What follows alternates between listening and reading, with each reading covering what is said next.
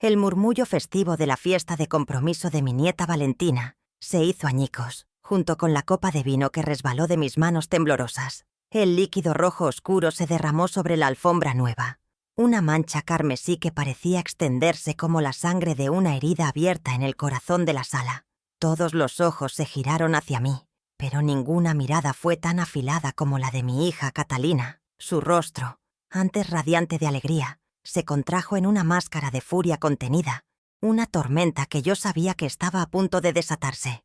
El aire se volvió denso, pesado con una tensión que el aroma de las flores y el pastel no podía disimular. Sentí un frío glacial recorrerme la espalda, a pesar del calor de la habitación llena de gente. En ese instante supe que el vino era solo un pretexto, la chispa que encendería una hoguera que llevaba mucho tiempo preparándose. «Mamá, ¿pero qué has hecho? ¿Es que no puedes tener cuidado con nada?» La voz de Catalina cortó el silencio como un látigo, cada palabra diseñada para herir y humillar. A su lado, su marido Ricardo, con una expresión de falsa consternación, colocó una mano en su hombro, un gesto que parecía de consuelo, pero que yo reconocí como un acto de instigación. Él era el titiritero, y mi hija, su marioneta más obediente. Los invitados se quedaron inmóviles, sus sonrisas congeladas, convirtiéndose en testigos incómodos de un drama familiar que se desarrollaba sin pudor. Quise hablar, disculparme, explicar que mis manos ya no eran tan firmes como antes, pero la humillación me ahogó la voz en la garganta, dejándome expuesta y vulnerable bajo el peso de su desprecio y el de todos los presentes. Fue entonces cuando pronunció las palabras que se grabarían a fuego en mi memoria, las palabras que destrozarían mi mundo. «Ya no haces nada bien. Estoy harta de tener que cuidarte, de ser tu sirvienta en mi propia casa.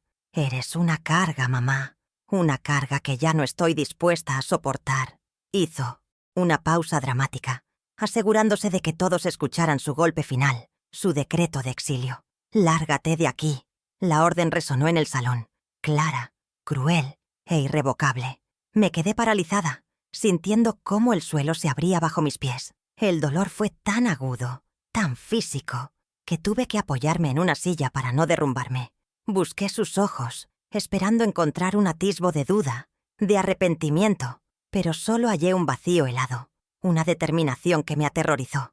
Mi mente luchaba por procesar la escena. ¿Era esta la misma hija a la que había acunado en mis brazos, a la que le había cantado canciones de cuna hasta que se durmiera? ¿La niña cuyos dibujos habían decorado cada pared de esta casa? ¿La casa que ahora me negaba? Miré a mi alrededor y solo vi rostros extraños, aunque conocía a la mayoría.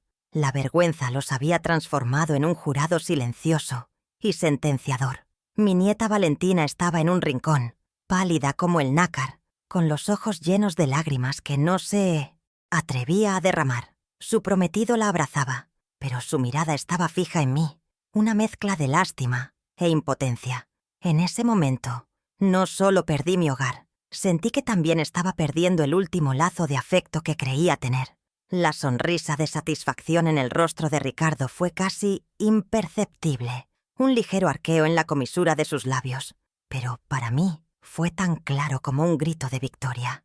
Él había ganado. Durante años, había tejido pacientemente su tela de araña de mentiras y manipulaciones, envenenando sutilmente la mente de Catalina contra mí, convenciéndola de que yo era un obstáculo para sus ambiciones, una reliquia del pasado que impedía su brillante futuro. Siempre lo había sabido, en el fondo de mi corazón, pero me negaba a creer que mi propia hija pudiera caer tan bajo. Ahora, la cruda realidad me golpeaba con la fuerza de un huracán. Él había orquestado mi caída, y Catalina había sido el instrumento de su crueldad. La casa, para ellos, no era un hogar lleno de recuerdos, sino un activo a liquidar. Empecé a caminar hacia la puerta. Cada paso, una tortura. Mis piernas se sentían de plomo, y el camino a través de la sala me pareció un corredor interminable de deshonra. Sentía las miradas clavadas en mi espalda, algunas con piedad, otras con morbo. No quise darles la satisfacción de verme llorar, así que mantuve la cabeza erguida, aferrándome a los últimos jirones de mi dignidad. El orgullo era lo único que me quedaba. Pasé junto a las fotos familiares, que colgaban de las paredes, instantáneas de una felicidad que ahora parecía una farsa cruel. Cada sonrisa enmarcada era una burla, un recordatorio de todo lo que había perdido en una sola noche por un simple accidente con una copa de vino. Cuando llegué al umbral, el aire fresco de la noche me golpeó la cara, un contraste brutal con la atmósfera sofocante que dejaba atrás. La puerta se cerró a mi espalda con un sonido sordo y definitivo, el eco de mi vida pasada, sellándose para siempre. Me quedé allí, en la acera, bajo la luz parpadeante de una farola, sin saber a dónde ir ni qué hacer. La música de la fiesta intentó reanudarse, un esfuerzo patético por cubrir la brecha que mi expulsión había dejado. Escuché risas forzadas, el tintineo de copas, y cada sonido era una puñalada en mi corazón. Estaba sola, desterrada de mi propio refugio, del lugar donde había construido cada uno de mis sueños y esperanzas. Pero mientras las primeras lágrimas de rabia y dolor comenzaban a surcar mis mejillas, un recuerdo se abrió paso a través de la niebla de mi desesperación. La voz de mi difunto esposo, Mateo, resonó en mi mente, tan clara como si estuviera a mi lado. Soledad, mi amor, el carácter de un hombre se ve en cómo trata a los que no pueden ofrecerle nada. Desconfía de Ricardo. Yo siempre cuidaré de ti, incluso cuando ya no esté. De repente, una chispa de fuerza se encendió en mi interior. Ellos creían que me habían despojado de todo, que era una anciana indefensa y acabada. No sabían nada. No conocían el último regalo de Mateo, la fortaleza que había construido para protegerme de este preciso momento.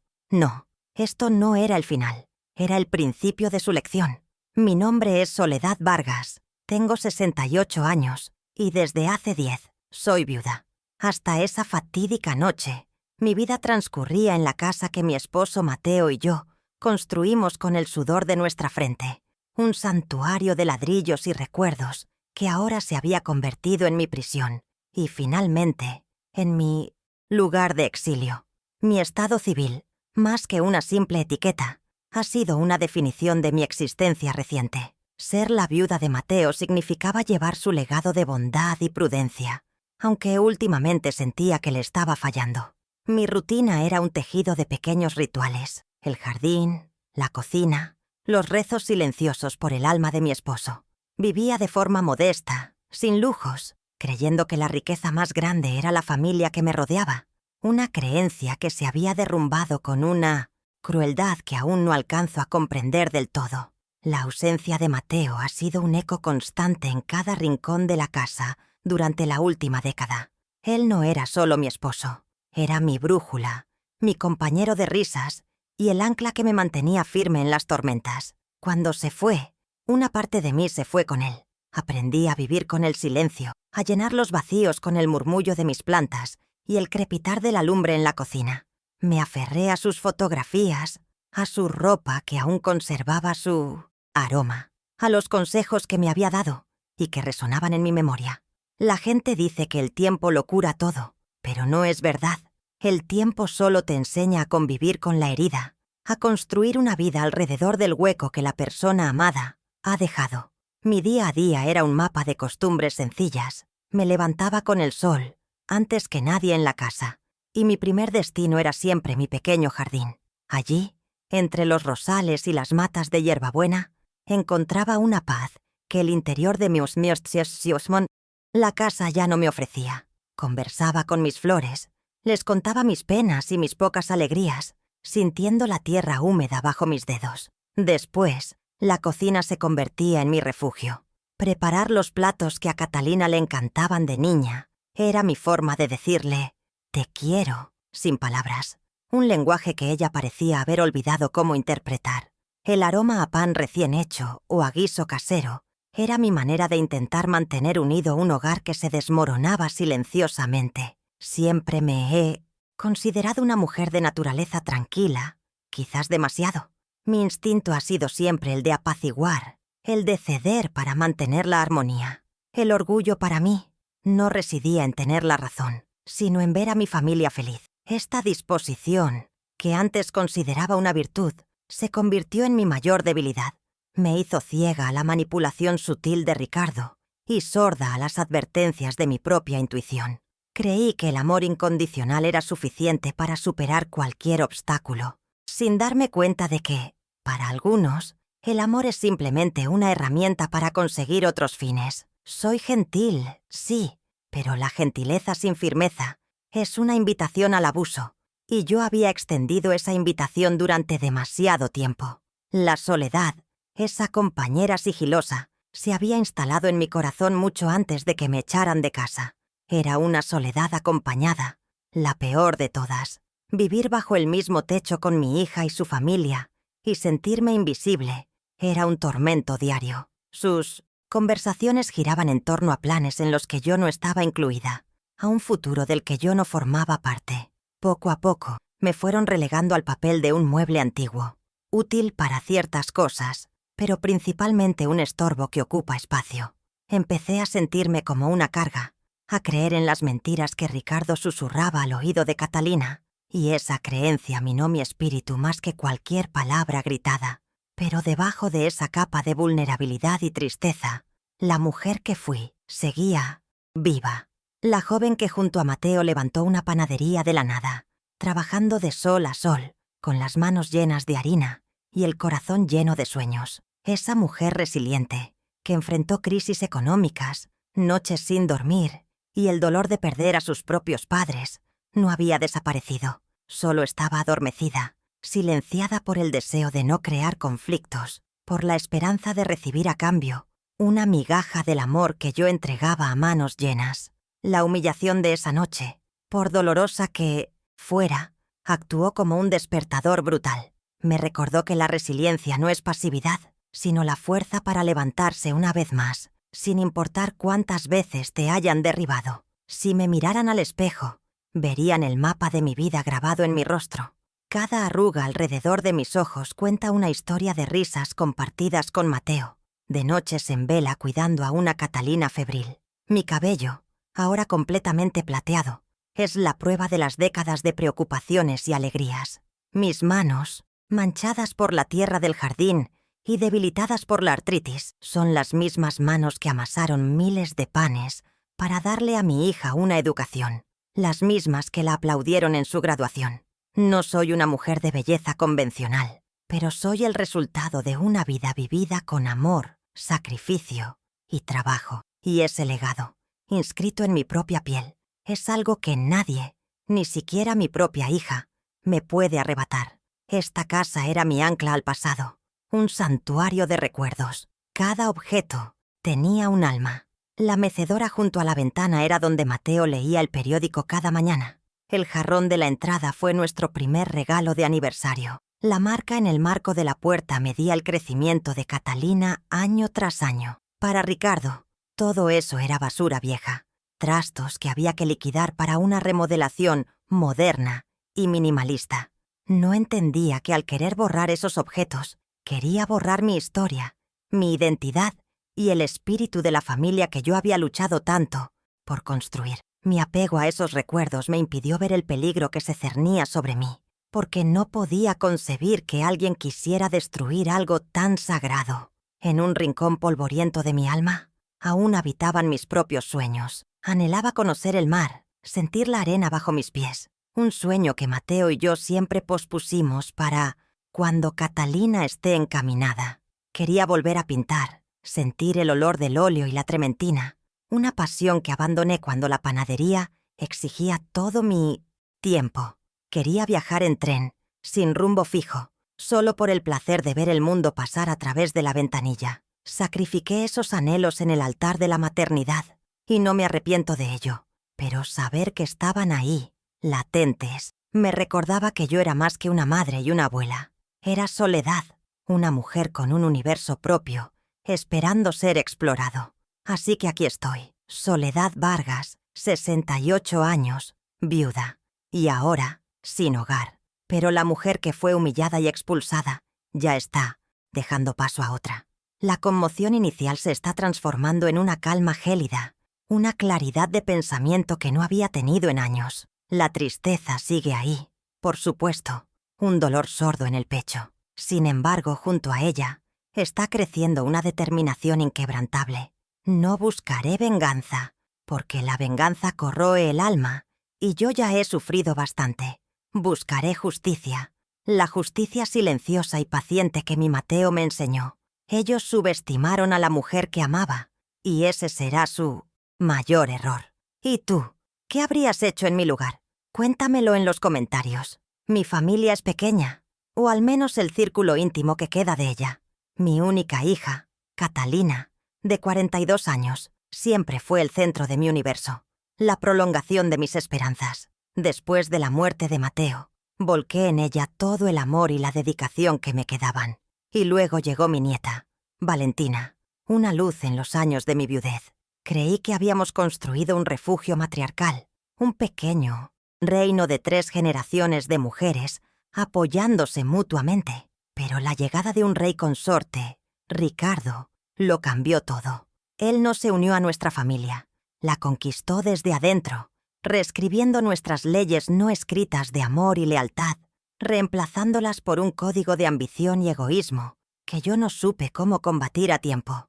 Ahora, ese pequeño reino está en ruinas y yo soy su reina exiliada. Valentina, mi nieta, es un alma atrapada en el fuego cruzado. Durante su infancia, fuimos inseparables. Le enseñé a hornear galletas en la misma cocina de la que ahora me han desterrado, y sus risas eran la música más dulce en los pasillos de la casa. Pero a medida que crecía, la influencia de sus padres la fue moldeando a su imagen y semejanza. Empezó a valorar más las marcas de ropa que las historias que yo le contaba, a preferir un móvil nuevo a una tarde de jardinería conmigo. Veo en sus ojos un conflicto constante, un destello de la niña dulce que fue, luchando contra la joven materialista que la están obligando a ser.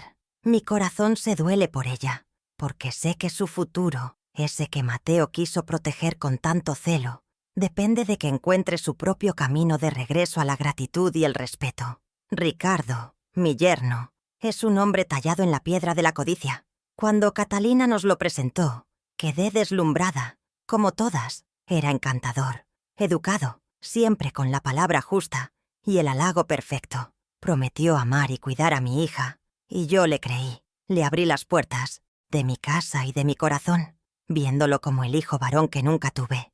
Qué ingenua fui. Su encanto era una fachada, una herramienta de trabajo tan útil como el maletín que llevaba.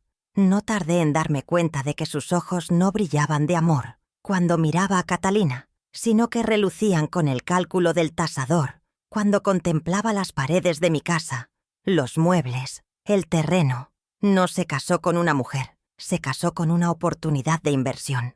La principal motivación de Ricardo siempre ha sido el dinero y el estatus que éste puede comprar. Me ve como una pieza de anticuario que desentona en sus planes de vida modernos y lujosos. Mi presencia en la casa no era solo un recordatorio de un pasado humilde que él desprecia, sino el principal obstáculo para ejecutar su gran proyecto: vender la propiedad a una constructora para levantar un edificio de apartamentos de lujo. Cada gesto de cuidado que yo tenía, cada comida que preparaba, él lo traducía en un gasto innecesario. Cada metro cuadrado que yo ocupaba era un espacio que él no podía monetizar. Mi valor como madre y abuela era 0 en su hoja de cálculo. Una carga que, según sus propias palabras a Catalina, lastraba su ascenso social.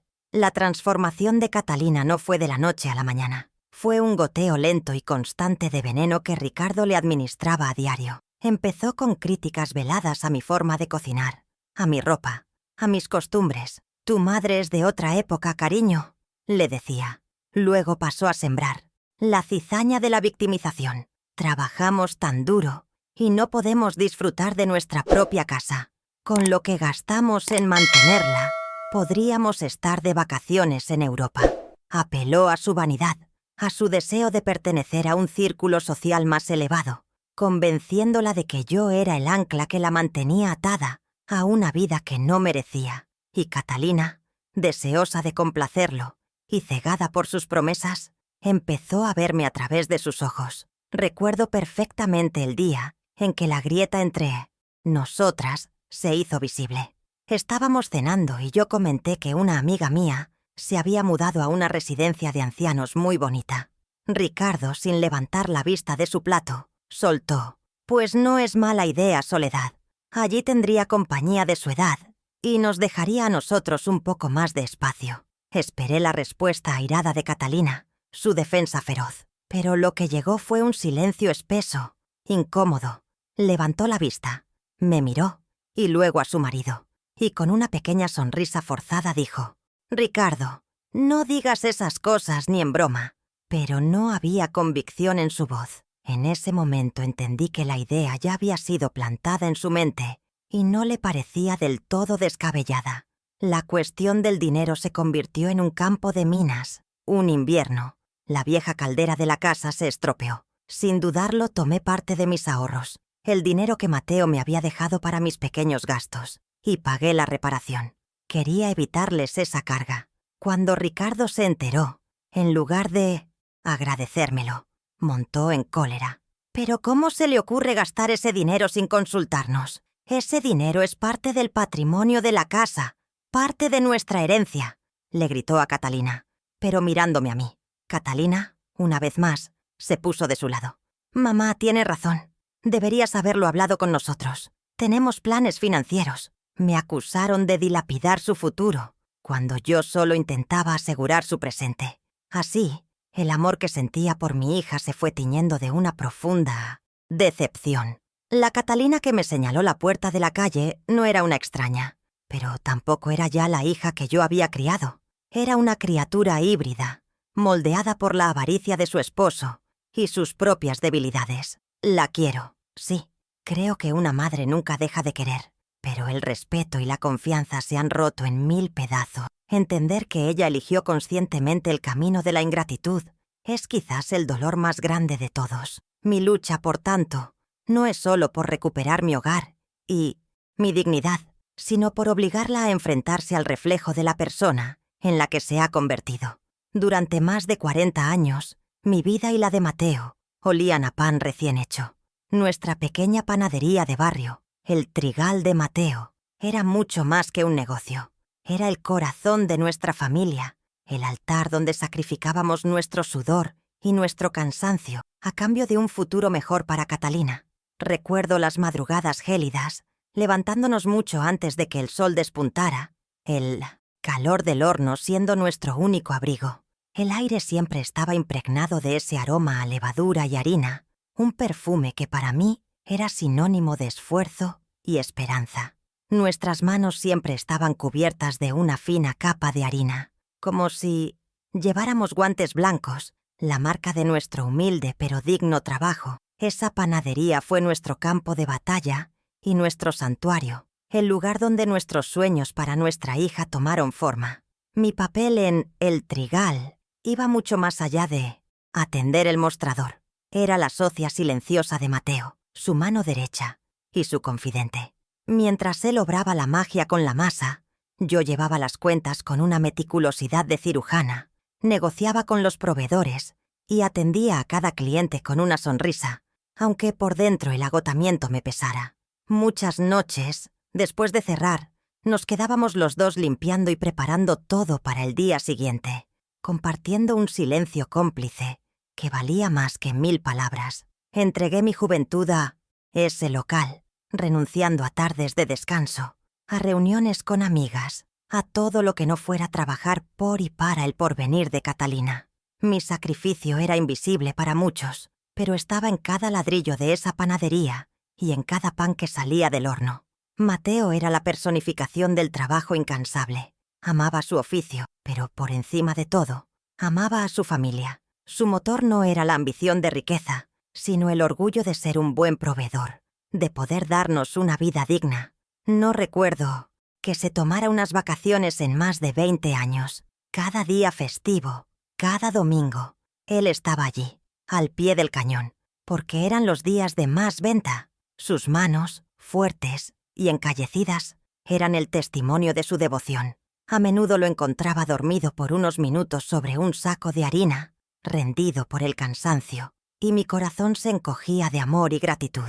Él me enseñó que el sacrificio más grande no es el que se ve, sino el que se hace en silencio, día tras día, sin esperar aplausos. Y todo ese esfuerzo titánico tenía un único destinatario: Catalina. Cada moneda que ganábamos se guardaba celosamente para su educación, para sus necesidades, para sus caprichos. Mientras nosotros vestíamos ropas remendadas, ella siempre estrenaba uniforme al empezar el curso.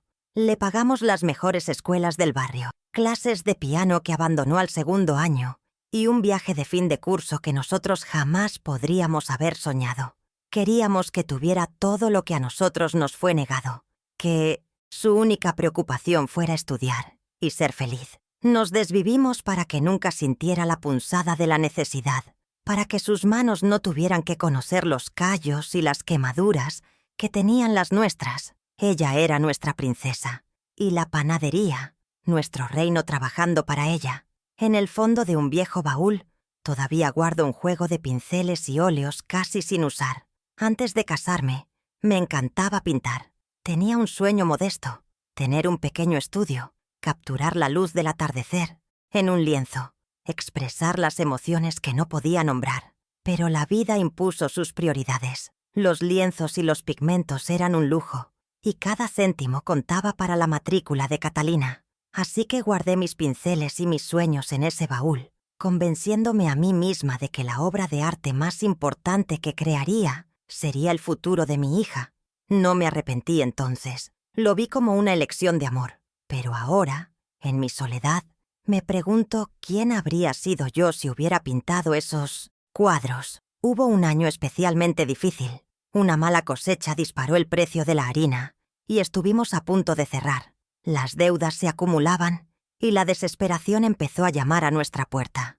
Catalina estaba a punto de empezar el bachillerato en un colegio privado y no podíamos fallarle. Una noche, sin decirle nada a Mateo, tomé el pequeño joyero que me había dejado mi madre, con sus pendientes de oro y su fino collar, y lo vendí. El dinero nos dio el respiro que necesitábamos para seguir adelante. Mateo nunca supo el origen exacto de aquel dinero milagroso, y Catalina, por supuesto, jamás se enteró. Para ella, todo siguió su curso normal. Aquel sacrificio silencioso, la renuncia a mi único vínculo material con mi madre, fue una más de las piedras que puse para construir su camino. El pináculo de nuestros sacrificios fue su carrera universitaria. Catalina quería ser arquitecta, una carrera cara en una universidad privada.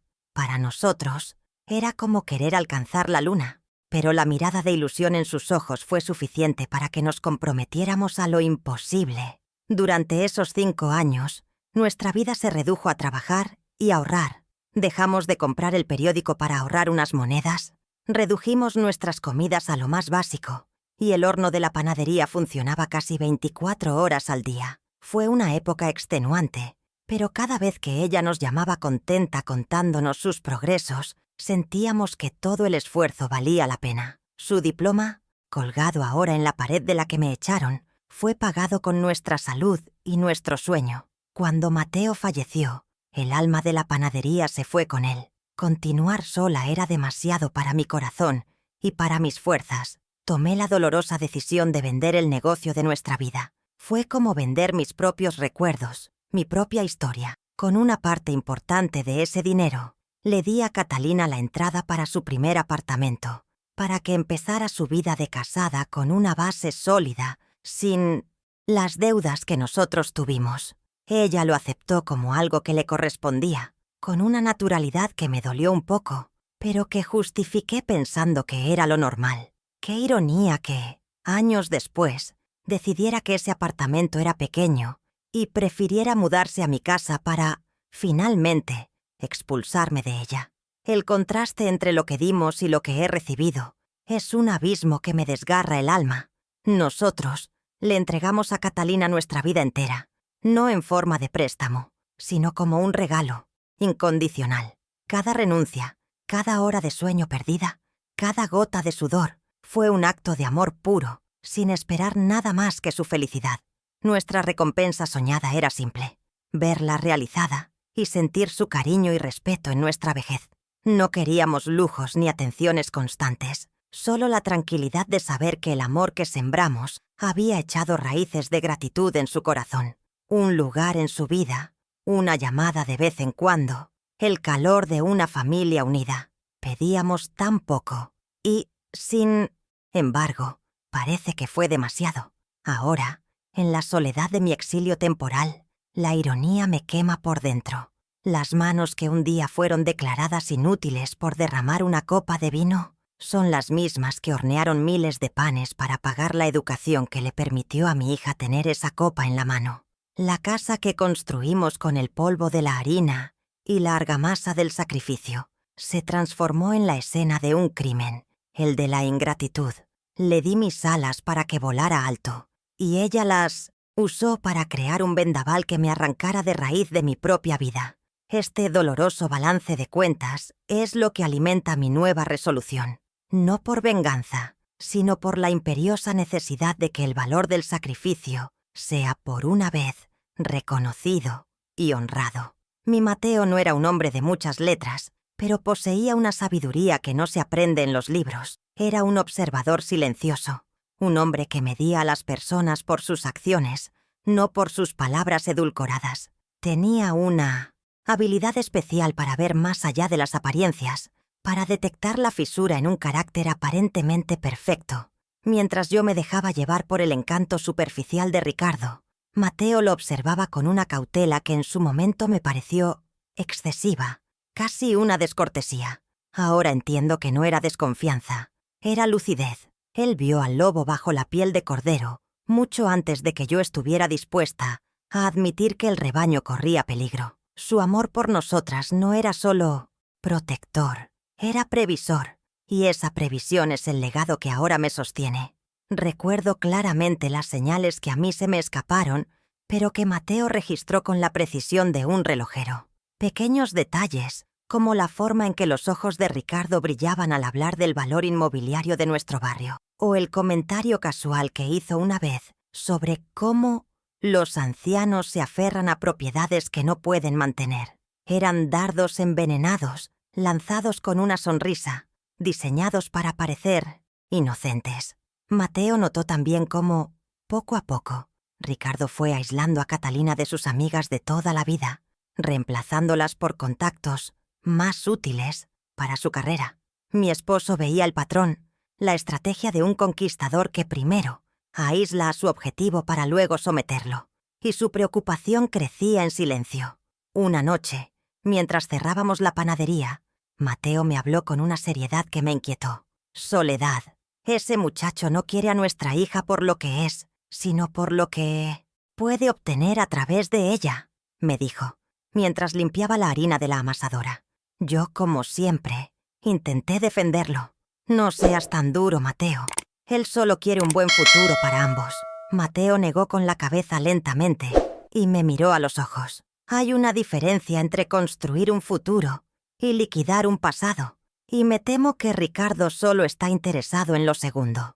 Esas palabras se quedaron grabadas en mi memoria, aunque en ese momento me negué a darles el peso que merecían. Pocas semanas después de aquella conversación, Mateo pasó una tarde entera fuera. Cuando regresó, traía en el rostro una expresión de profunda serenidad, como si se hubiera quitado un peso inmenso de encima. Se sentó a mi lado en la cocina, me tomó las manos y me dijo unas palabras cuyo verdadero significado solo ahora comprendo, en su totalidad.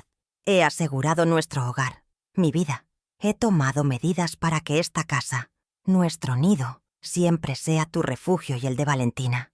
Pase lo que pase, estarás protegida. Es mi última gran promesa de amor para ti. Yo lloré, pensando que era un gesto romántico, una forma de decirme que nuestro amor era eterno, sin entender la armadura legal que acababa de forjar a mi alrededor. Recuerdo que me mostró un sobre grande, abultado y sellado con lacre. Lo depositó en la pequeña caja fuerte que teníamos oculta tras un cuadro en nuestro dormitorio. Este sobre solo debe abrirse en presencia de nuestro amigo, el abogado Javier Castillo, me instruyó con voz solemne. Y solo lo abrirás si alguna vez te sientes en peligro, si sientes que tu lugar en esta casa es cuestionado, o si intentan arrebatártela. Prométemelo, Soledad. Se lo prometí, por supuesto, aunque una parte de mí se rebelaba ante la idea de que pudiera llegar a necesitarlo. Guardé esa promesa en el mismo rincón del corazón donde guardaba su recuerdo, como un talismán sagrado, cuyo poder esperaba no tener que invocar jamás. Ahora, sentada en el sofá de la casa de mi vecina, esa promesa resuena en mi mente como un trueno. Las palabras de Mateo han vuelto a mí con una claridad cegadora, iluminando el camino en medio de mi oscuridad. El sobre sellado. El abogado Javier Castillo. La promesa. No es solo un vago recuerdo. Es un plan de acción. Un testamento de amor convertido en estrategia. Ricardo y Catalina creen que me han dejado sin nada, que soy una hoja a merced de su viento. Pero no saben que Mateo, desde la eternidad, me dejó una raíz de roble. El segredo que ha dormido durante años en esa caja fuerte está a punto de despertar, y con él, la justicia silenciosa que mi amado esposo diseñó para mí. A la mañana siguiente de mi destierro, refugiada en la humilde casa de mi vecina Clara, una mujer con el corazón más grande que su pequeña sala de estar, tomé el teléfono. Mis dedos temblaban tanto que apenas pude marcar los números. Al otro lado de la línea, la voz del señor Javier Castillo, el viejo amigo y abogado de Mateo, sonó serena y firme, como un faro en mi tormenta. Soledad, qué pena escuchar tu voz en estas circunstancias, pero qué bueno que finalmente llamas. Llevo años esperando esta llamada. No hubo sorpresa en su tono, solo una resignación comprensiva. En ese momento, dejé de ser una víctima temblorosa y me convertí en la cliente de un plan que mi amado esposo había diseñado para protegerme. La primera pieza del tablero de ajedrez se había movido.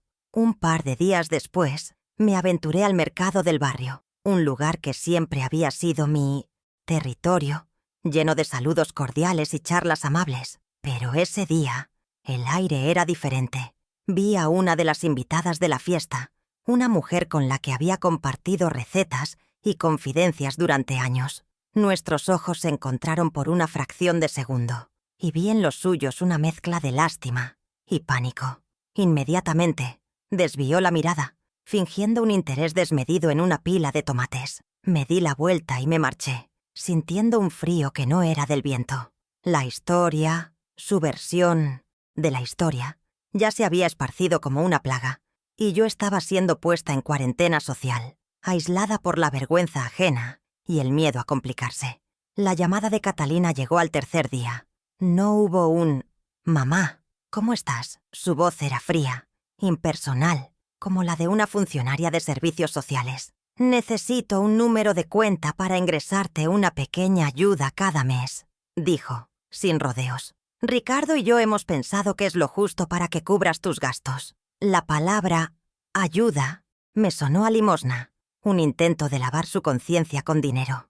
«Y, por favor, mamá, no hagas de esto un drama. Sé razonable. Es lo mejor para todos». Colgué el teléfono con el corazón hecho un puño.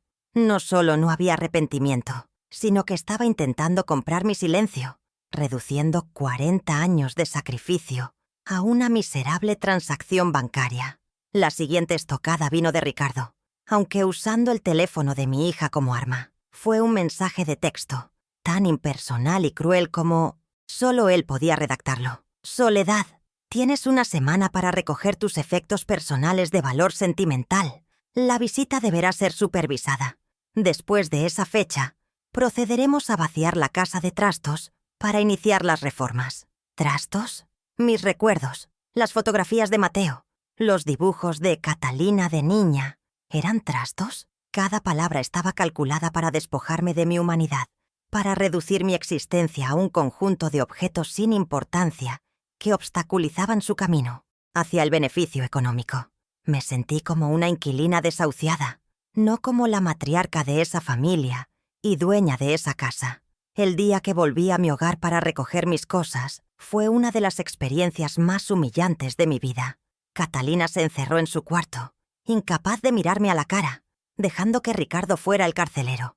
Él me siguió por cada habitación con una caja de cartón en las manos, metiéndome prisa, vigilando cada objeto que yo tocaba. Cuando cogí el portarretratos de plata con mi foto de boda, una de las pocas cosas de valor que conservaba, su sarcasmo fue la gota que colmó el vaso. «Es hora de soltar el pasado, Soledad», dijo con una sonrisita. Aferrarse a los fantasmas no es saludable. En ese momento, en mi propio salón, bajo mi propio techo, Juré en silencio que él se tragaría cada una de sus crueles palabras. De vuelta en casa de Clara, me derrumbé.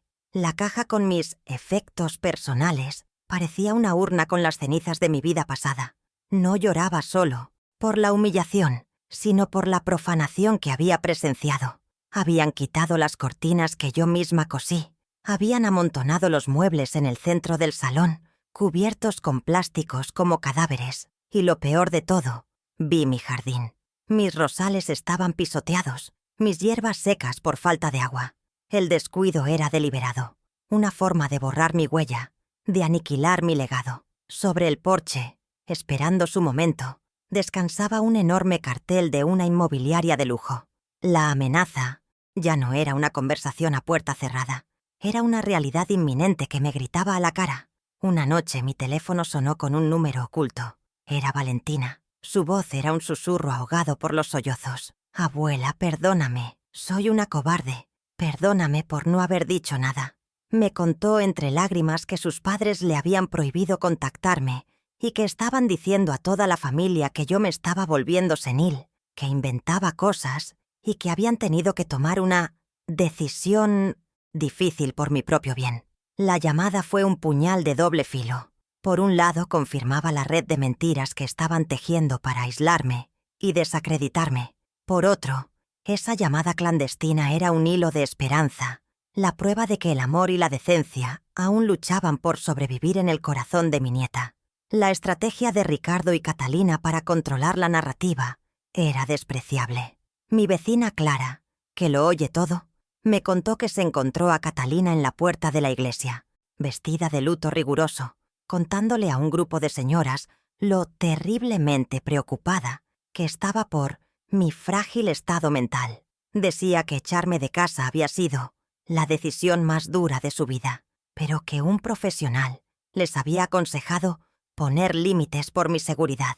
Estaban construyendo una imagen de hijos abnegados y sacrificados, mientras a mí me pintaban como una anciana loca y desagradecida. La hipocresía era tan grande que me revolvía el estómago, pero también me daba más fuerza. Quienes necesitan tantas mentiras es porque tienen mucho que ocultar. Fue entonces cuando el señor Castillo hizo su primer movimiento. No fue una declaración de guerra, sino una nota afinada y discreta en medio de su ruidosa campaña de desprestigio. Envió un burofax a su nombre, una comunicación formal y escueta. En ella, simplemente informaba que él era mi representante legal en lo concerniente a mi situación residencial y solicitaba formalmente una reunión con ellos y sus asesores, sin amenazas, sin acusaciones, solo la fría y pulcra intervención de la ley. Sabíamos que esa simple carta sería como una piedra arrojada en su charca de aguas tranquilas y esperamos pacientemente a que las ondas de su pánico llegaran hasta nosotros. No tardaron en llegar. Esa misma noche, Catalina me llamó, pero esta vez su voz no era fría, sino un volcán en erupción. «¿Cómo te atreves a meter abogados en esto? ¿Qué pretendes, mamá? ¿Demandar a tu propia familia? Ricardo está que trina. ¿Quieres arruinarnos? ¿Dejarnos en la calle? Después de todo lo que hemos hecho por ti». Su indignación era casi cómica. Ellos podían echarme de mi casa, humillarme públicamente y difamarme, pero que yo buscara asesoramiento legal era una traición imperdonable. Su reacción desmedida fue la confirmación que necesitábamos. Estaban asustados. Habían asumido que yo me limitaría a llorar en un rincón, y mi primer acto de defensa los había descolocado por completo. La siguiente humillación fue en público, en la reunión mensual de la Asociación de Vecinos, un espacio donde mi opinión siempre había sido escuchada y respetada. Yo estaba sentada en mi sitio de siempre cuando Ricardo, que nunca había asistido a una de esas reuniones, entró y se sentó a mi lado. Delante de todos, me puso una mano en el hombro y con una voz empalagosa, como si hablara con una niña, me dijo: «Soledad, qué bueno verte por aquí. ¿Te estás tomando la medicación como te dijo el doctor? No te preocupes. En cuanto acabe esto te llevo a casa para que descanses». La gente nos miraba, incómoda. Estaba ejecutando su papel de yerno preocupado a la perfección, mientras seguía sembrando la duda sobre mi cordura y mi capacidad. Una tarde Catalina apareció en casa de Clara sin avisar. Traía un pastel de mi pastelería favorita, su ofrenda de paz. Se sentó frente a mí y empezó a llorar. Me dijo que me echaba de menos, que todo había sido un error, que el estrés la había superado. Por un instante, mi corazón madre quiso creerle. Pero entonces llegó la condición. Si tan solo admitieras que la casa es demasiado grande para ti, mamá, si aceptaras que la vendamos, te buscaríamos un apartamento precioso, cerca de nosotros. Podríamos volver a ser una familia. No era una disculpa, era una negociación. Estaba intentando manipular mis emociones para conseguir mi firma, para que yo misma le entregara las llaves de su victoria. Esa tarde, algo en mí cambió para siempre. La soledad que suplicaba amor y comprensión murió en ese sofá. La miré, no con rabia, sino con una inmensa y fría tristeza. Dejé que sus lágrimas de cocodrilo se secaran solas. Cuando terminó su discurso, la única respuesta que le di fue calmada, pero tan afilada como el cristal. Hablaremos de la casa cuando sea el momento oportuno, Catalina, y lo haremos en presencia de nuestros abogados.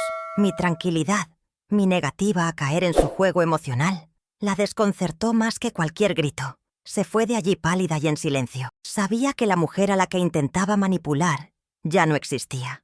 2 días después, instalaron el cartel. Era enorme, brillante, con la foto de una familia sonriente que no era la nuestra, y la palabra «vendido» cruzada en una banda promocional, aunque aún no lo estuviera. Lo clavaron en mi jardín, justo donde antes estaban mis rosales. Desde la ventana de Clara, lo veía como una lápida sobre mi vida. Era el símbolo definitivo de su victoria, la declaración pública de que yo había sido borrada. Pero, en lugar de sentirme derrotada, sentí una oleada de furia helada. Ellos habían declarado la guerra públicamente. Ahora tendrían que enfrentarse a las consecuencias en el mismo escenario. El conflicto había llegado a su punto más alto, justo antes de mi silencioso contraataque. El punto de ruptura no fue un grito, ni una explosión de rabia. Fue un silencio. El silencio que se apoderó de mí mientras observaba, desde la ventana de la cocina de Clara, cómo 2 hombres clavaban el ostentoso cartel de «Se vende» en mi jardín. El martillo golpeaba el poste de madera y cada golpe resonaba en mi pecho como el clavo en un ataúd. Vi cómo se marchaban, dejando atrás esa lápida plástica que anunciaba la muerte de mi hogar. En ese instante, las lágrimas que habían sido mis compañeras constantes simplemente se secaron. El dolor no desapareció, pero se transformó, se endureció, convirtiéndose en algo afilado y frío, como un témpano de hielo, en el centro de mi alma. La mujer que suplicaba una migaja de amor y respeto murió mirando ese cartel. En el silencio que siguió, mi monólogo interior cambió de tono. Las preguntas lastimeras de ¿por qué me hacen esto? ¿Y qué he hecho para merecerlo? Se desvanecieron, reemplazadas por una única y contundente afirmación. Esto no va a quedar así. Comprendí con una claridad absoluta que intentar apelar a la conciencia de Catalina o a la decencia de Ricardo era como intentar sacar agua de una piedra. Su lenguaje no era el del amor, la gratitud o la memoria. Su único idioma era el del dinero, el poder y las consecuencias. Y yo, gracias a la infinita sabiduría de Mateo, estaba a punto de volverme muy elocuente en ese idioma. Dejé de verme como una madre traicionada y comencé a verme como una adversaria que ellos nunca vieron venir. Me acerqué al cristal de la ventana y miré mi reflejo. Detrás de mi imagen, el cartel de venta se erguía como un monumento a su traición. Pero por primera vez en semanas, no vi a una anciana frágil y derrotada. Vi los ojos de la esposa de Mateo Vargas, la mujer que había negociado con proveedores, que había trabajado 16 horas diarias, que había superado crisis y había construido un patrimonio desde la nada. Vi la fuerza que siempre había estado ahí, enterrada bajo capas de abnegación y la costumbre de poner a los demás primero. Enderecé la espalda. En ese reflejo, me reencontré conmigo misma y le hice una promesa silenciosa. La mujer que ellos humillaron ya no existe. Ahora tendrán que enfrentarse a la mujer que soy. Con una calma que me sorprendió a mí misma, volví a tomar el teléfono y marqué el número de Javier Castillo. Mi voz, cuando hablé, era irreconocible. No había rastro del temblor de la última vez, ni una sola nota de desesperación. Era la voz de una comandante dando una orden. «Javier, soy Soledad», dije. «Han puesto el cartel. Quiero que inicies los preparativos.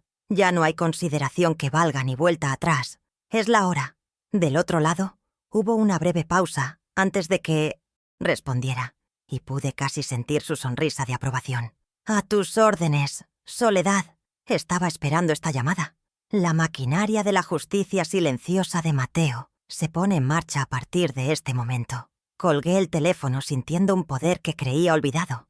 La oficina del señor Castillo era un santuario de orden y justicia. Olía a cuero viejo, a papel y a la confianza que solo los años pueden construir. Me senté frente a su imponente escritorio de caoba y él deslizó sobre la mesa una carpeta abultada.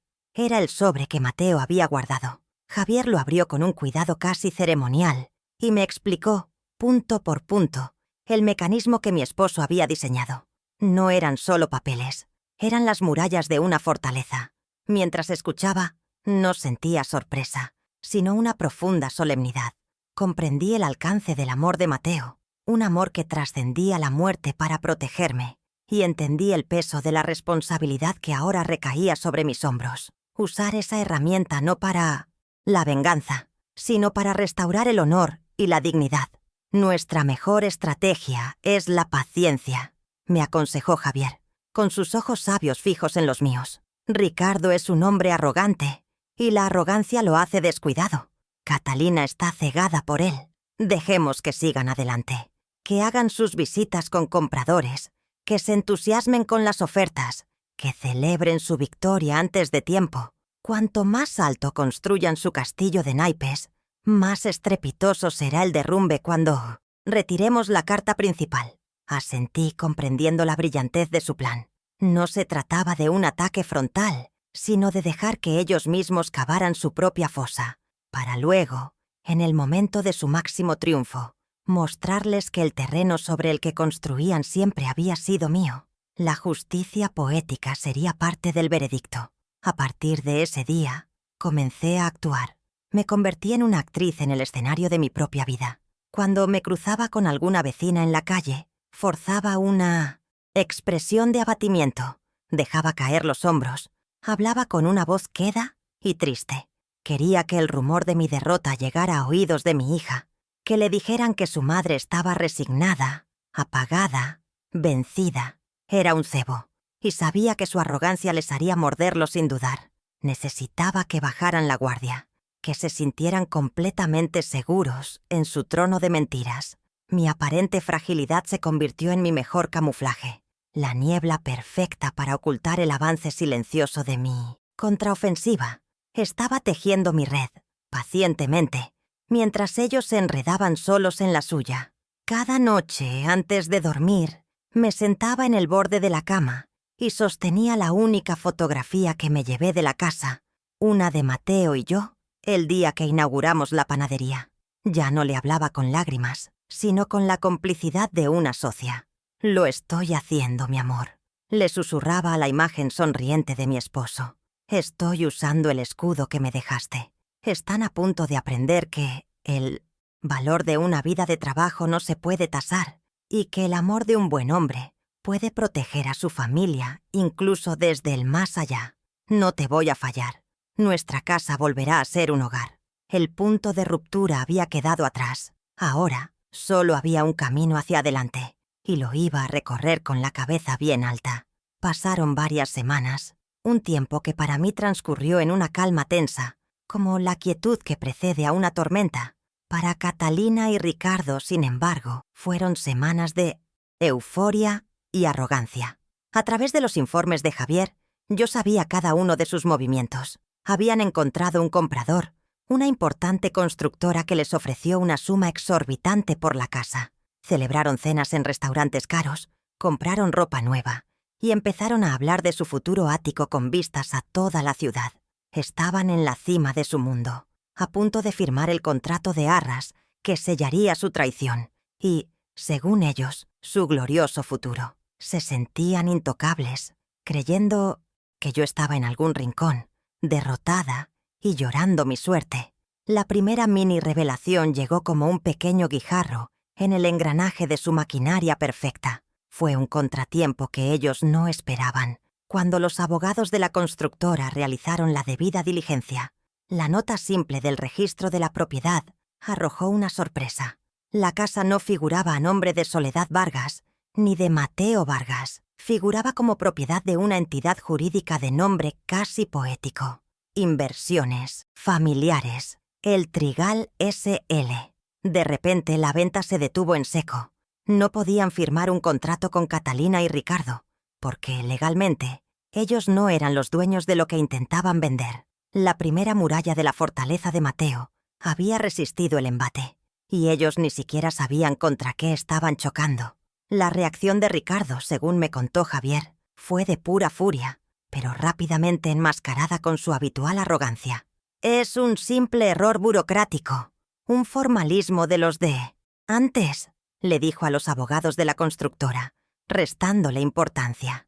A Catalina le aseguró que era una tontería, un papeleo anticuado de su padre, que él mismo solucionaría en un par de días. Su soberbia era su talón de Aquiles. Era incapaz de concebir que mi Mateo, un simple panadero, hubiera podido orquestar una estructura legal tan sofisticada, y mucho menos podía imaginar que yo, la mujer a la que consideraba un mueble, tuviera algo que ver. Su desprecio era nuestro mejor aliado, porque le impedía ver la trampa que tenía ante sus ojos. Javier me llamó esa tarde para contarme los detalles, y por primera vez en mucho tiempo, sentí una risa genuina brotar desde mi interior. Me describió las llamadas frenéticas de Ricardo al registro, su tono prepotente chocando contra el muro de la burocracia, su creciente frustración. Fue una victoria pequeña, silenciosa, invisible para el mundo, pero para mí fue un bálsamo. Era la prueba tangible de que el plan de Mateo no era una fantasía,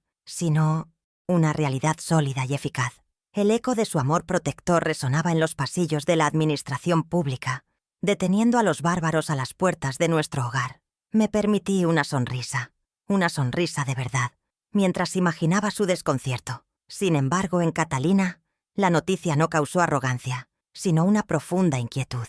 Recordó vagamente una conversación, años atrás, en la que su padre le había hablado sobre proteger el patrimonio familiar de los buitres.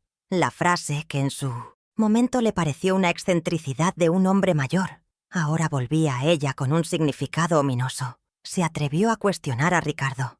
«¿Estás seguro de que es solo un error? Mi padre era muy meticuloso con estas cosas». Él, por supuesto, desestimó sus miedos con condescendencia. «No empieces con tus histerias, Catalina. Déjame esto a mí. Tu padre era un panadero, no un genio de las finanzas. Solucionaré este pequeño embrollo». La primera fisura en su alianza de codicia había aparecido.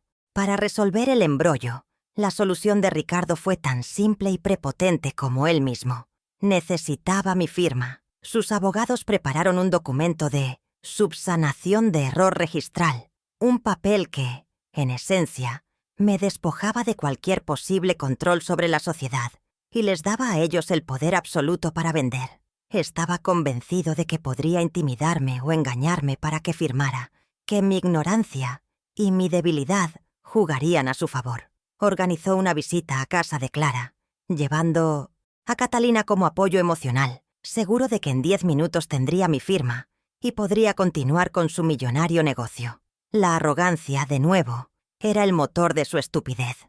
Llegaron una tarde, con el sol poniéndose a sus espaldas, proyectando largas sombras. Catalina traía una expresión nerviosa, Ricardo, una sonrisa falsa y condescendiente.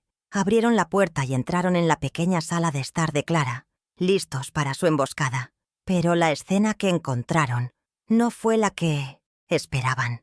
Allí estaba yo, sentada en un sillón, con una taza de té humeante en la mano, y a mi lado, en el otro sillón, se encontraba el señor Javier Castillo, elegantemente vestido con un traje oscuro, sosteniendo su propia taza de té.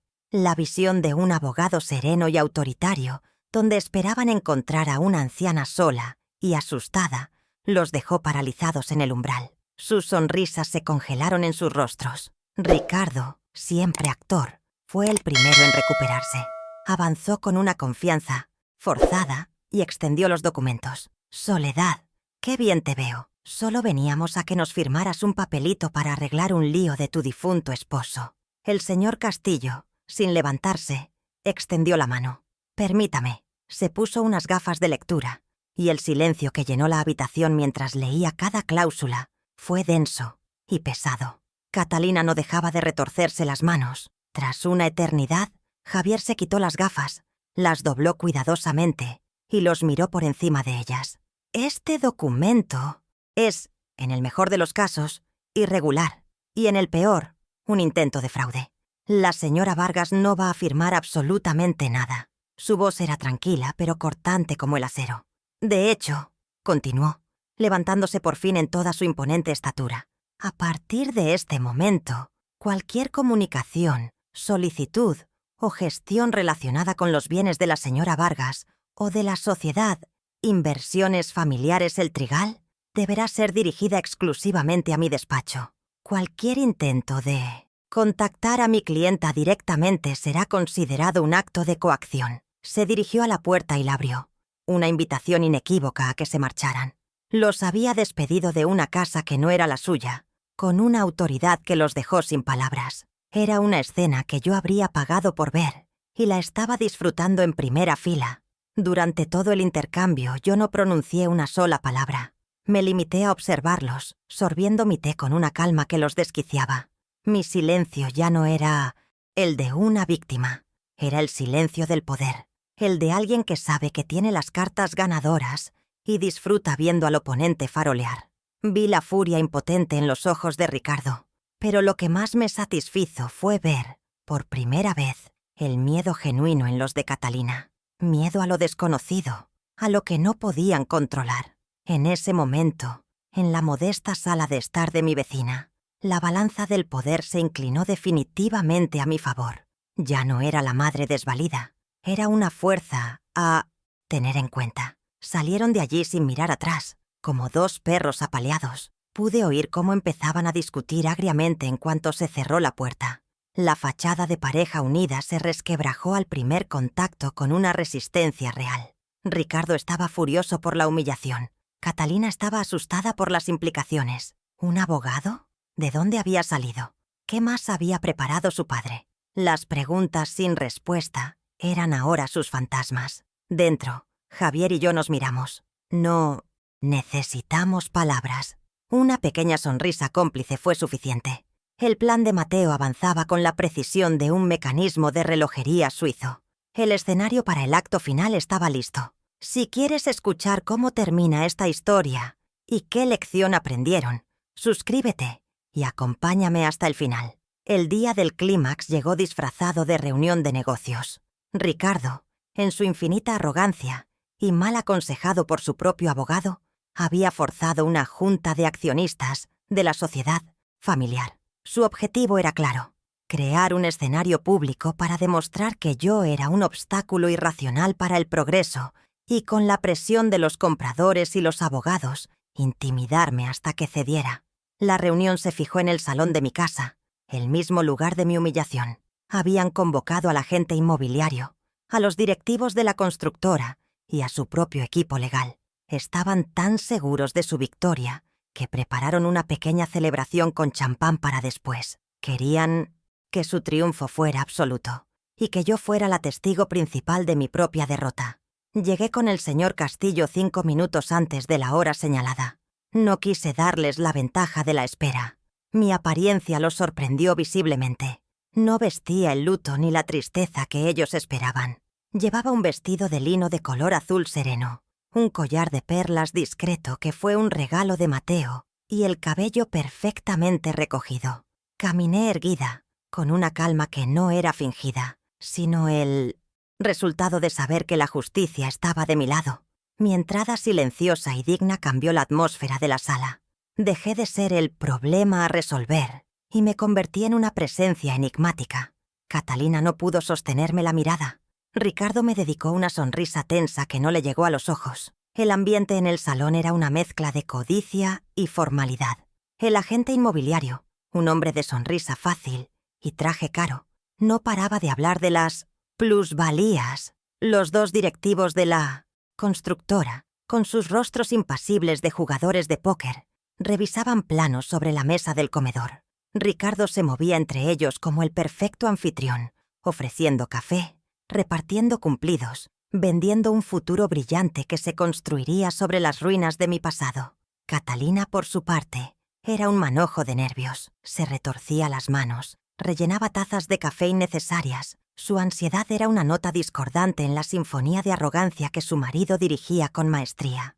Ricardo se puso en pie, carraspeó para reclamar la atención de todos y comenzó su presentación. Proyectó imágenes en una pantalla que habían instalado, mostrando el moderno edificio que reemplazaría mi hogar. Hablaba con la pasión de un visionario, describiendo los espacios de coworking y la piscina infinita. Se refirió a la estructura de la empresa familiar como un arreglo encantador, pero fiscalmente ineficiente, una reliquia que debíamos actualizar para liberar todo el potencial del activo. Su condescendencia hacia la memoria de Mateo y hacia mí era palpable. Estaba en su escenario, bajo los focos, a punto de dar el golpe de gracia, y su ego llenaba cada rincón de la habitación. Justo cuando desplegaba el contrato de venta sobre la mesa, invitando a todos a revisarlo para la inminente firma, la voz tranquila del señor Castillo cortó el aire. «Disculpe que le interrumpa, señor Ricardo». No fue un grito, solo una frase dicha en un tono mesurado, pero tuvo el efecto de un frenazo en seco. «Me temo que toda su brillante presentación se basa en una serie de premisas fundamentalmente erróneas». Todas las cabezas se giraron hacia nosotros. Ricardo lo miró, primero con irritación y luego con una sombra de inquietud. El contraataque había comenzado y lo habíamos dejado construir su pedestal tan alto como fuera posible para que la caída fuera inolvidable. El señor Castillo se levantó, abrió su maletín de cuero y extrajo varias copias de un documento. «Estos son los estatutos de constitución de Inversiones Familiares El Trigal S.L.», anunció, entregando una copia a los compradores, a su abogado y al propio Ricardo.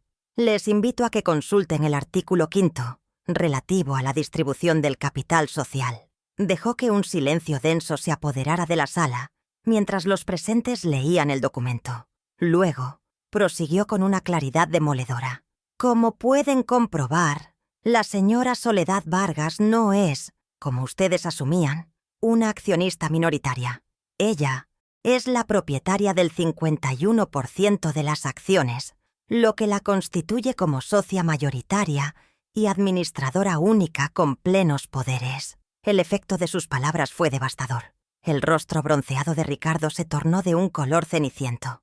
Los directivos de la constructora levantaron la vista del papel y miraron a su abogado, quien asintió con un gesto grave. El agente inmobiliario se pasó la mano por el pelo, viendo cómo su comisión millonaria se evaporaba en el aire. Catalina emitió un sonido ahogado, a medio camino entre un sollozo y una arcada, y se tuvo que apoyar en la pared para no caer. En menos de 30 segundos, su mundo de castillos en el aire se había derrumbado. No tenían ningún poder, ninguna autoridad. Habían montado todo aquel teatro para nada, pero el golpe de gracia aún estaba por llegar. «Y si me permiten», añadió el señor Castillo con una calma casi cruel, «hay un apéndice en las actas, vinculado al testamento del señor Mateo Vargas que creo que es de sumo interés para todos, en especial para la señora Catalina». Abrió otra carpeta y leyó en voz alta y clara. «El 49% restante de las acciones se constituye en un fideicomiso a nombre de la nieta, Valentina Vargas. Dicho fideicomiso solo será accesible cuando cumpla 25 años, y siempre bajo la estricta e inexcusable condición de que haya demostrado, a juicio del administrador único, haber procurado cuidado, respeto y amparo a su abuela. De no cumplirse fehacientemente esta cláusula, la totalidad de dichas acciones revertirán de forma inmediata y permanente a la señora Soledad Vargas». La humillación fue total y absoluta.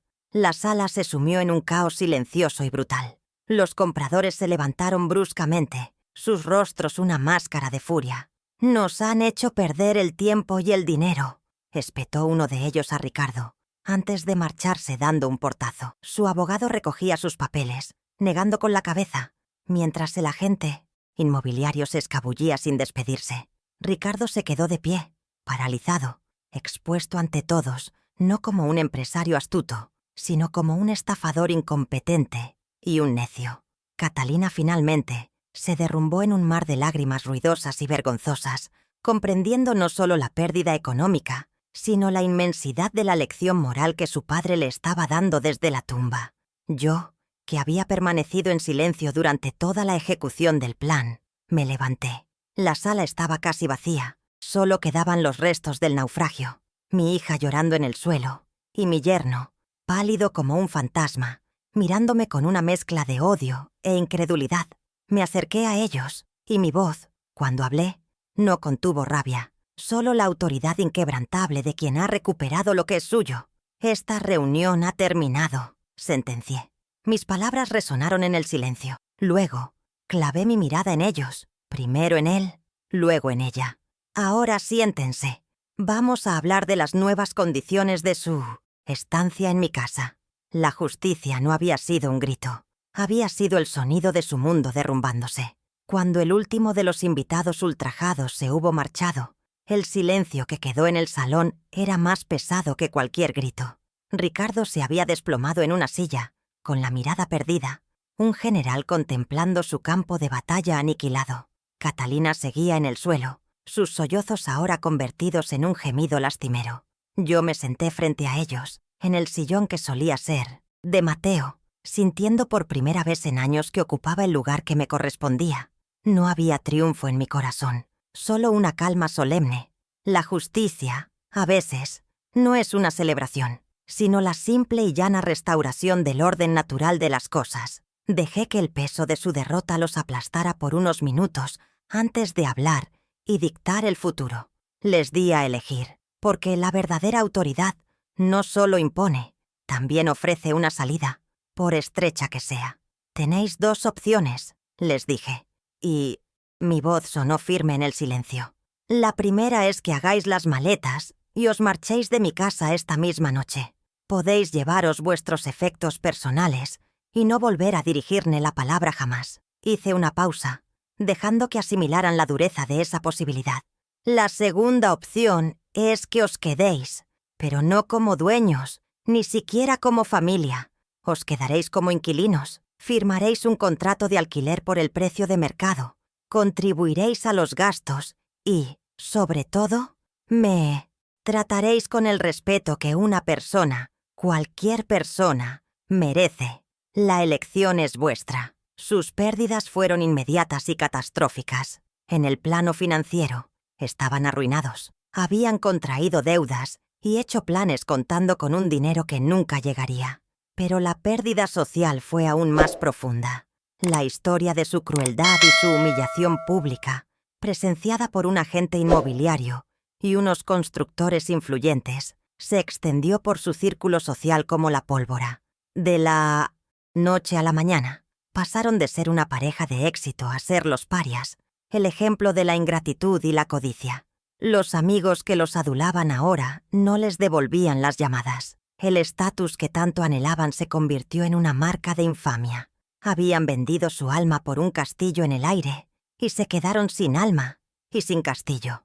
Ricardo, como era de esperar, no pudo soportar la humillación. Su ego, inflado durante años, no le permitía vivir bajo mi techo como un simple arrendatario. Para él, era una derrota peor que la propia ruina económica. Esa misma noche, mientras Catalina seguía en estado de shock, él hizo sus maletas. No hubo una despedida emotiva, solo reproches. La culpó a ella por ser débil, por no haber sabido controlarme, por haberlo arrastrado a su familia disfuncional. Se marchó con la misma frialdad con la que había planeado mi exilio, demostrando que su único vínculo con nosotras siempre había sido el interés. Su partida fue la última confirmación de la sabiduría de mi Mateo. Catalina, abandonada por su marido y sin un céntimo a su nombre, no tuvo más opción que aceptar mi ultimátum. Se quedó en la casa, pero todo era diferente. La habitación que compartía con Ricardo ahora le parecía un palacio vacío y frío. Ya no caminaba por los pasillos con aire de dueña, sino con la cautela de una invitada que teme romper algo. Su estatus había cambiado irrevocablemente. Era una inquilina en la casa donde se había criado, una extraña bajo el techo de su propia madre. Cada día era un recordatorio constante de su traición y de su fracaso. Era una penitencia silenciosa, una oportunidad para enfrentarse al espejo y reconocer a la persona en la que se había convertido, lejos de la influencia tóxica de su marido. Mi vida, por otro lado, floreció. Lo primero que hice fue arrancar con mis propias manos el cartel de «Se vende». Fue un acto simbólico de reconquista. Reviví mi jardín, y cada nueva rosa que brotaba era una pequeña victoria personal. Desempolvé mis viejos lienzos y convertí una de las habitaciones de invitados en mi estudio de pintura. La casa volvió a oler a óleo y a tierra mojada, en lugar de a la tensión y al resentimiento. Empecé a invitar a mis viejas amigas, a Clara, a llenar los espacios con risas sinceras. Dejé de ser una sombra en mi propio hogar para convertirme en la luz que lo iluminaba. Recobré mi dignidad, mi espacio y, lo más importante, mis sueños. El camino hacia la reconciliación con Catalina es un sendero, escarpado y lleno de piedras, que apenas hemos comenzado a recorrer. Le dejé muy claro desde el principio que mi techo no implicaba mi perdón. El perdón, le dije, no es un decreto. Es una reconstrucción que requiere tiempo, esfuerzo y un arrepentimiento genuino que vaya más allá de las palabras. Tiene que demostrarme con hechos que ha entendido la profundidad del daño que causó. La veo luchar cada día con su vergüenza, con su soledad. Nuestra relación está rota, y si alguna vez se repara, será un proceso largo, doloroso y condicionado a su completa y sincera transformación. El amor de una madre puede ser infinito, pero su confianza es un tesoro frágil. A veces, en el silencio de la tarde, la veo sentada en el jardín, simplemente mirando las flores, con una expresión de melancolía que nunca antes le había conocido. En ocasiones, me trae una taza de té sin que yo se la pida, y la deja a mi lado sin decir una palabra. Son gestos minúsculos, casi imperceptibles, pero son el comienzo de un nuevo lenguaje entre nosotras. No hay abrazos ni grandes discursos, solo el reconocimiento tácito de la herida y la posibilidad lejana de que algún día, quizás, pueda empezar a cicatrizar. El futuro de Valentina y su herencia dependerán de si estos pequeños gestos se convierten en un camino real de redención. Por ahora, solo observo y espero. Al final de este largo y doloroso camino, he aprendido que el verdadero patrimonio de una familia no se mide en metros cuadrados ni en cifras bancarias. La casa, el dinero, la sociedad que mi Mateo con tanta astucia construyó. Todo eso eran solo herramientas, el escenario donde se representó el verdadero drama, el de la gratitud contra la codicia.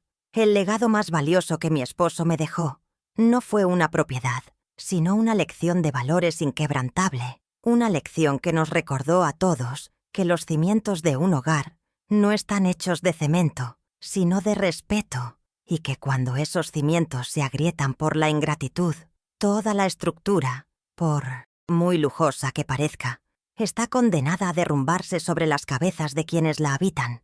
Esta historia también me ha enseñado una lección crucial sobre la dignidad en la vejez. Nuestra sociedad, tan obsesionada con la juventud y la productividad, a menudo mira a los mayores como si fuéramos reliquias del pasado, cargas que deben ser gestionadas. Nos despojan de nuestra voz, subestiman nuestra fuerza y nos hacen sentir invisibles. Mi propia hija me vio así.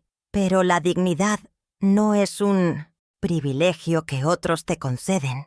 Es un derecho que se defiende con uñas y dientes. Aprendí que mi valor no disminuía con cada arruga o con cada temblor en mis manos. Mi fuerza no residía en mi capacidad física, sino en mi memoria, en mi resiliencia y en el amor inquebrantable que me tuve a mí misma cuando más lo necesité. He llegado a comprender la verdadera naturaleza de la gratitud.